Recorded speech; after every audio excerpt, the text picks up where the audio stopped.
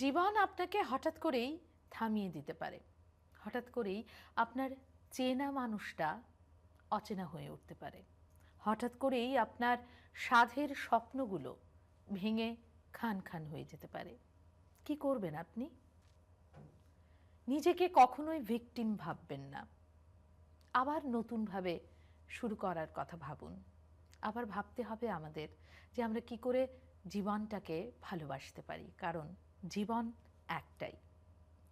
নমস্কার বন্ধুরা, আমি পারমিতা আবারও চলে এসেছি আপনাদের কাছে, আপনাদের আরও একটু ভালো রাখবো বলে, জীবনযোদ্ধার এই মঞ্চ থেকে। আপনারা জানেন বন্ধুরা, আমরা প্রতিদিন বারবার এই কথাটাই বলতে চাই, হয় জিতব নয় শিখব, কিন্তু কখনোই হার মানব না। এই গল্প বলতেই আজকেও চলে এসছেন আমাদের সঙ্গে একজন বিশেষ অতিথি। আলাপ করিয়ে দেব তার সঙ্গে। তার নাম সংস্থিতা দেবরায়। আসুন আলাপ করে নিচ্ছি আমাদের আজকের অতিথির সঙ্গে। নমস্কার। নমস্কার। সংস্থিতা, নামটা আপনার বড় সুন্দর। কেমন লাগছে আজকে আমাদের এই মঞ্চে একজন জীবন যোদ্ধা হিসেবে আসতে পেরে? ভীষণ ভালো লাগছে। প্রথমত আমরাও খুঁজি কেউ আমাদের কথা শুনুক, বা আমার কথাটা কত দূর পৌঁছাবো, মানে কত দূর নিতে পারি কথাটা। আর আমি যেটা আমি যেই কথাগুলো বলতে চাই সারা জগৎকে, সেই জগৎবাসী শুনবে কি করে। তো এরকম একটা সুন্দর প্ল্যাটফর্ম পেলে আমাদের জন্য সহজ যে একটা কিছু নীতি কথা বা একটা কোনো উপদেশ দেওয়ার জন্য, যারা টিনেজার্স আছে, কম বয়সী ছেলে মেয়ে আছে, সত্যিগুলোকে আমাদের জীবনে আমরা কি ভুল করে এসেছি এবং কি করা দরকার, তো সেটা থেকে শিক্ষা।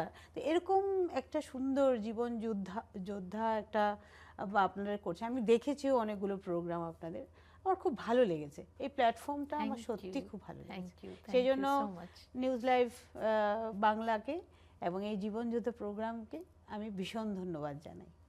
Thank you. আমি কখনো ভাবিনি যে আমি এরকম একটা প্ল্যাটফর্ম পাবো, আমাকে ডাকা হবে, সেই জন্য ধন্যবাদ আপনাদের।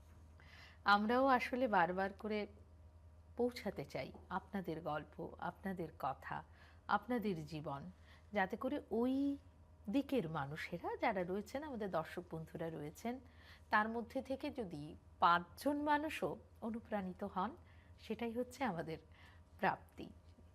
ভালো লাগলো আপনার এই উপস্থিতি, এবং আমরা জানি যে আপনার এই উপস্থিতি আমাদের সকলকে ঋদ্ধ করবে। সংস্থিতা, আপনার জীবনের একটু শুরুর দিকের গল্পে যাব। কেমন ছিল ছোটবেলা আপনার?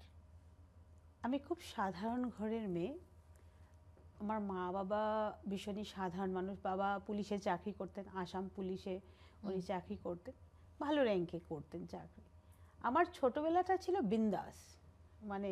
আমরা 2 বোন, দিদি খুব পড়াকু বাচ্চা, আমি ওকে বুকওয়ার্ম ডাকতাম, বইয়ের কিরা বলতাম। ওর হাতে সবসময় কিছু একটা বই থাকতো বা কমিক্স বা কিছু একটা থাকতো।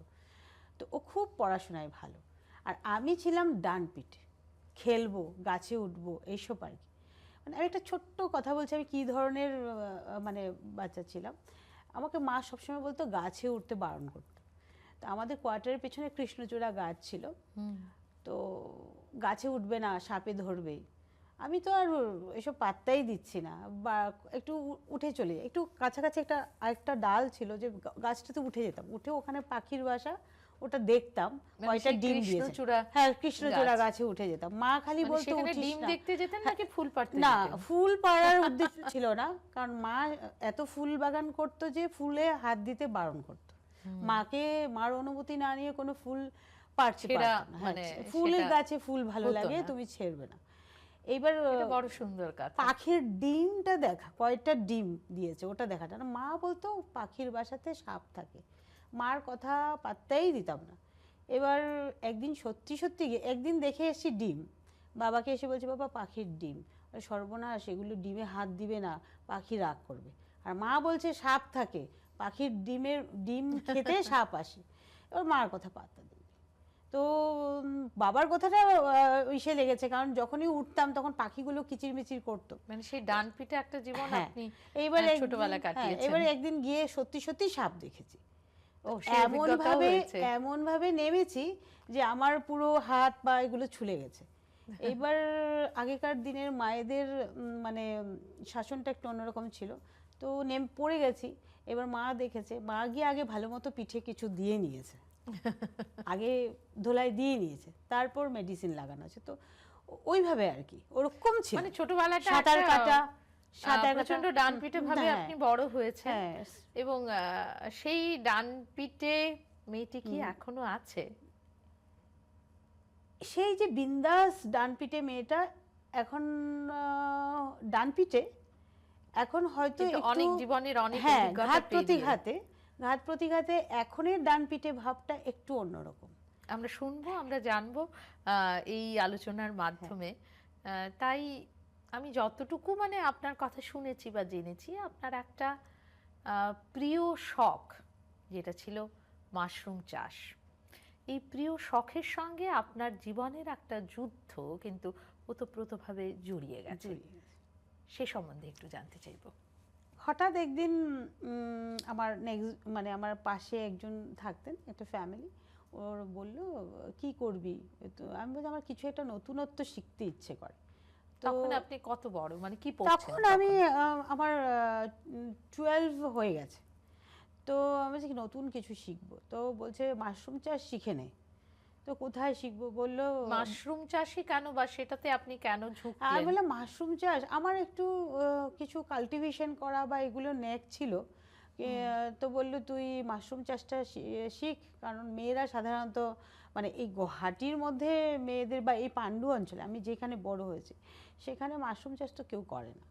তো মানে সেটা ফুলের চাষ নয়, কিন্তু ফুলের চাষ গোলাপ নেই, ফুল হ্যাঁ, করছেন, রজনীগন্ধা না, করছেন, না। সেটা নয় তো। তারপর আমার তো মাশরুমটা হ্যাঁ, মানে একদমই ব্যতিক্রম। একদম ব্যতিক্রম। তার মধ্যে আমার ক্ষেত কৃষি করার মতো তো জমি নেই। শহরে যেটা হয় একটুখানি জায়গা, তার মধ্যে বিল্ডিং ঘর। তো আমি গেলাম শান্তি সাধনা আশ্রম বলে একটা বৈশিষ্ট্যতে আশ্রম আছে, সেখানে এই ট্রেনিং হয়, সেখানে আমি শিখলাম। আমি এমনকি আমি সার্টিফাইড, মানে ওখানে শিখেছি, ভালো মতো শিখলাম। ওখান থেকেই সিডস কিনলাম, এনে এই যে খড় কালেকশন করা, এগুলো করে আমি শুরু করলাম। বেশ ভালোই হওয়া। বাবা আমাকে একটা ছাদের মধ্যে ঘর বানিয়ে দিলেন।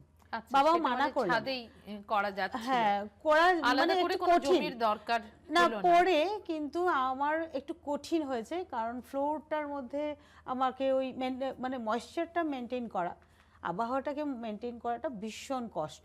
আচ্ছা। আর এটা মাটির ঘর হলে, কাঁচা ঘর হলে ওই যে মানে পরিবেশটা সুন্দর তৈরি করা যায়, মাশরুমের জন্য যেটা পরিবেশ ওটা তৈরি করা যায়। তো এই যে আপনার এই শখটা, হ্যাঁ, এই শখটা আপনার জীবনে দুটো জিনিসই এনে দিয়েছে। একটা হলো প্রেম, আরেকটা হলো আপনার অন্য রকমের একটা অন্য যুদ্ধ। রকমের। হ্যাঁ, তো এটা সে করতে সম্বন্ধে করতে একটু জানতে চাইবো। এই চাষটা যখন আমি বেশ ওইখানে অনেক জানা শুরু করলো, প্লাস আমার প্রোডাকশন মানুষ কিনতেও আসতো, এমন হতো যে আমি প্রোভাইড করতে পারতাম না, ওইভাবে দিতে। আচ্ছা, তখন এতটাই। একজনের সাথে আমার পরিচয় হলো। পরিচয় যখন হলো, দুজন এসছিলেন, পরিচয় হলো, তার মধ্যে একজন তাদেরকে আমি সেরকম ইনস্ট্রাকশন দিলাম, তারাও শুরু করলো। শুরু করার পর আমারটা আমি বন্ধ করে দিলাম, কারণ মা প্রায় সময় রাগ করে, এইগুলোর পেছনে কোথাও যাওয়া যায় না, এগুলোতে জল দিতে হয়, এই তুই সময় পাস না, তোর পড়াশোনা কি হবে?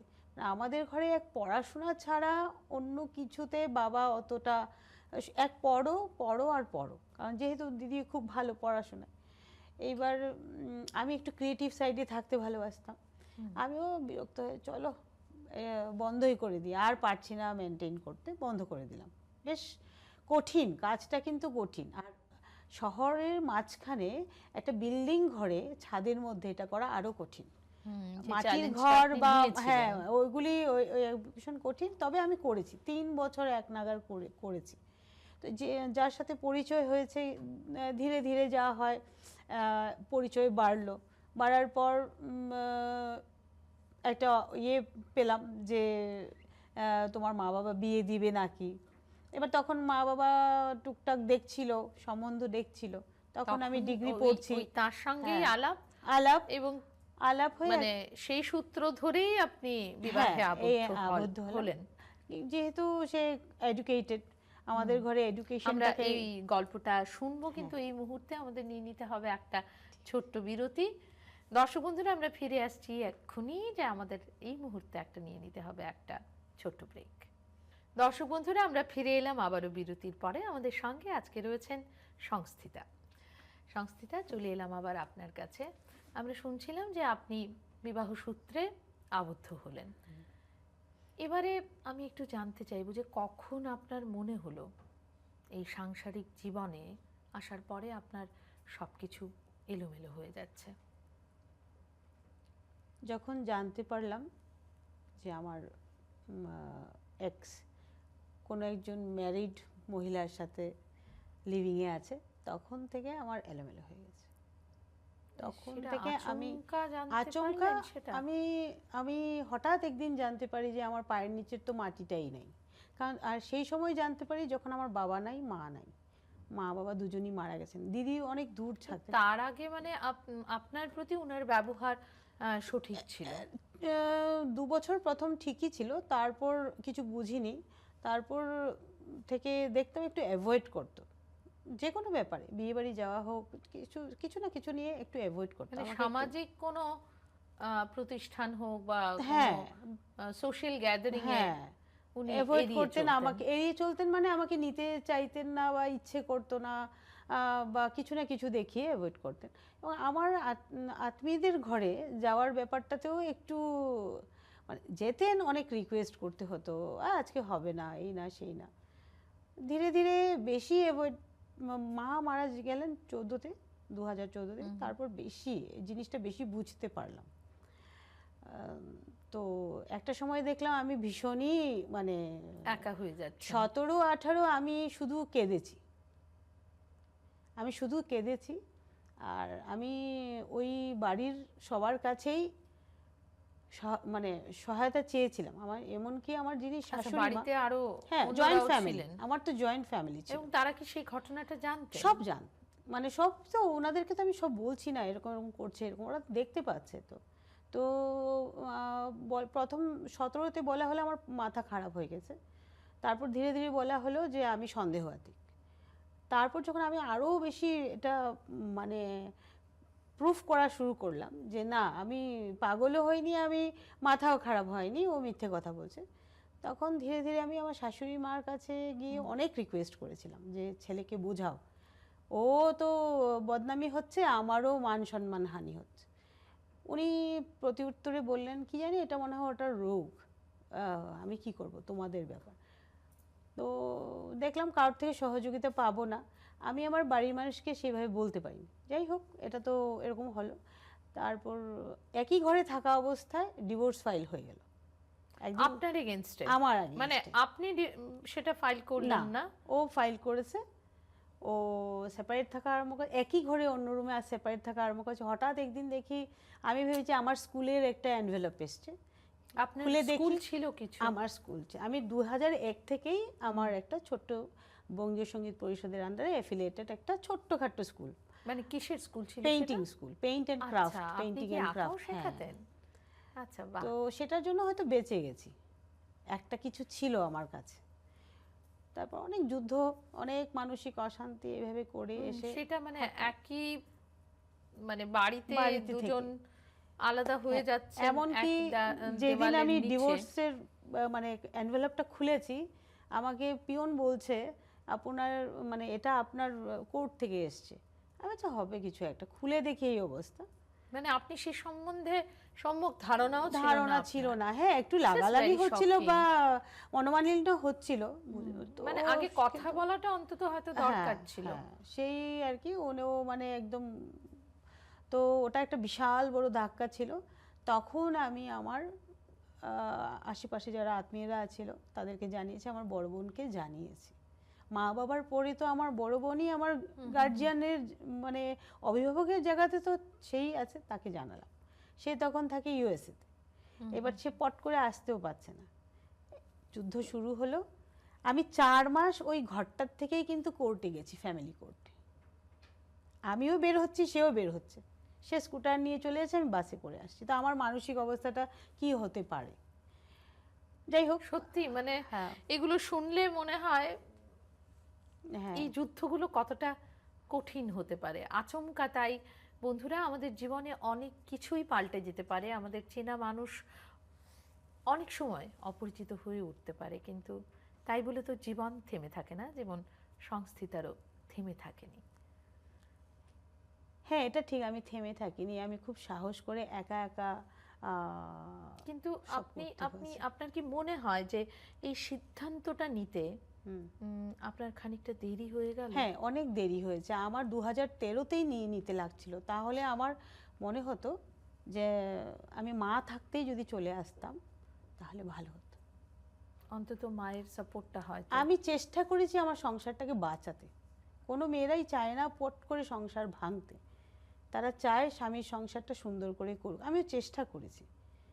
আমি যথাসম্ভব একটা জয়েন্ট ফ্যামিলিতে সবার খোঁজ খবর রেখে কিভাবে চলা, আমি চলার চেষ্টা করেছি। কিন্তু আমি আমার শ্বশুরবাড়ির তরফ থেকে কোনো সহযোগিতা পাইনি। আর সেটা আমার কাছে সবচাইতে অসহনীয় মনে হলো যে একই বাড়িতে থেকে আপনারা দুজনেই ফ্যামিলি কোর্টে যাচ্ছেন, হ্যাঁ, আর এই যুদ্ধটা যে কতটা সাংঘাতিক হতে পারে। আপনি একই ছাদের বিভৎস একটা পরিস্থিতির থাকছেন। মধ্য দিয়ে আমি এসেছি। বিভৎস, এটা মানে আমি বলবো কোনো মেয়ে যেন এইরকম মানে এইরকম সত্যি। না হয়। এবং এর পরে মানে সেই যখন কেসটা সম্পূর্ণভাবে শেষ হলো এবং আপনি সেখান থেকে বেরিয়ে এলেন, হ্যাঁ, তারপরেও আমাদের একটা ট্যাগ থাকে হুম, যে উনি ডিভোর্সি। হুম। এই শব্দটা বা এই পরিচয়টা তখন আপনার নামের সঙ্গে হয়তো জুড়তে শুরু করেছে, এবং সেটা আপনার জীবনে কি কি প্রতিবন্ধকতা সৃষ্টি করেছে? প্রথমত তো পট করে কিছু মানুষ আমার ভুলটা ধরতো, আমার ভুলটাই খুঁচিয়ে বের করার চেষ্টা করতো নানাভাবে। তবে আমি খুব সাহসের সঙ্গে সেই জায়গাটা থেকে বেরোছি। আমার একটা বিশাল বড় ভালো সাইড ছিল কি, আমি যেই কলোনিতে বড় হয়েছি সব অভিভাবকদের চোখের সামনে তারা আমাকে খুব ভালো চিনতো, জানতো, এবং আমার মা বাবার আমাদের ব্যাকগ্রাউন্ডটা জানতো। সেই জন্য আমি হয়তো বেঁচে গেছি। সত্যি ভীষণ ভীষণ মানে কঠিন একটা সময়ের কঠিন মধ্যে দিয়ে এবং আমার আপনি গেছেন, এবং আজকে 19-এ আমি বের হয়ে আসতে বাধ্য এইভাবে হয়েছি, আমাদের কাছে। 19-এ, এবং মাঝখানে লকডাউন পড়ে গেল, এটা আরো লেংদি হলো। লেংদি হয়ে 21-এ গিয়ে আচ্ছা, আমার প্রসেসটাই পুরো হ্যাঁ পুরো lengthy উল্টোপাল্টা হয়ে হয়ে গেছে। গেল। মানসিক অশান্তিটা তখন আরো। আপনি ওই সময়টা কোথায় ছিলেন? মানে আমি আমার বাবার জমিতে যেটা বাড়ি বাড়িতে, বানানো মানে হয়েছে, সেখানে আপনি চলে এসেছিলেন। প্রমোটারকে মা দিয়েছিলেন, তো আমরা দুটো ফ্ল্যাট পেয়েছি, একটা দিদির একটা আমারটা ভাড়া ছিল, আর দিদির ফ্ল্যাটটা দিদি খালি করালো। ওখানে আমি ছিলাম একদম একা, লকডাউনে একদম একা সারভাইভ করেছি। তো এখন মনে হয় লকডাউনে যদি একা সারভাইভ করেছি, বেঁচে গেছি, তাহলে এখনো পারবো। কি দরকার সঙ্গীর? সত্যি তাই, মানুষের জীবনের কাহিনী আমাদের কত কিছু শিখিয়ে দেয়। সত্যি আমাদের জীবনটা কত কত কত অনিশ্চিত। কিন্তু এই মুহূর্তে আমাদের আরও একটা বিরতি নিতে হবে বন্ধুরা। আমরা ফিরে আসছি আবারও বিরতির পরে, কোথাও চলে যাবেন না দর্শক বন্ধুরা। আমরা ফিরে এলাম আবারও বিরতির পরে। আমাদের সঙ্গে আজকে রয়েছেন সংস্থিতা। আমরা সরাসরি চলে যাব তার কাছে। সংস্থিতা, আমাদের এই পর্বের একদম শেষ পর্যায়ে আমরা চলে এসেছি। আমরা শুনছিলাম আপনার কাহিনী, যেখানে বলতেই হয় যে আপনি অনেক সাহস করে কিন্তু জীবনের পথে এগিয়েছেন, এবং এই কোভিড সময়টাই তো শুধুমাত্র মানুষকে যে একা করে দেওয়া সেটা নয়, আপনি একা থাকার সিদ্ধান্তটা তখন নিতে পেরেছেন। একটু জানতে চাইব সংস্থিতা, যে আপনি একজন ডিভোর্সি, এই পরিচয়টা কোনো না কোনোভাবে আপনার নামের সঙ্গে জুড়তে আপনার কোথাও কি দ্বিধা হয়েছে? প্রথম তো খুব খারাপ লেগেছিল, কিন্তু এটাকে আমি খুব মানে শক্তভাবে নিয়েছি। আমি লুকাইনি, আমি কখনোই লুকাইনি এই বিষয়টাকে। এবং আমি যে ডিভোর্সি, এই কথাটা বলতে আমার একটুকু খারাপ লাগে না। সবসময় যে মেয়েদের ভুলের জন্য ডিভোর্স হয় তা তো নয়। খুব নেগেটিভ ভাবে আমাদের সমাজ আজকের এই আধুনিক আর চোখে সমাজ দেখে এখনো কিন্তু সেই নেগেটিভ ভাবেই নিচ্ছে, কারণ ডিভোর্স একটা নেগেটিভ শব্দ, কিন্তু বিচ্ছেদ যে কাউকে ভালো রাখতে পারে সেই ধারণাটা অনেকের কাছেই হয়তো এখনো সেইভাবে গ্রহণযোগ্য নয়।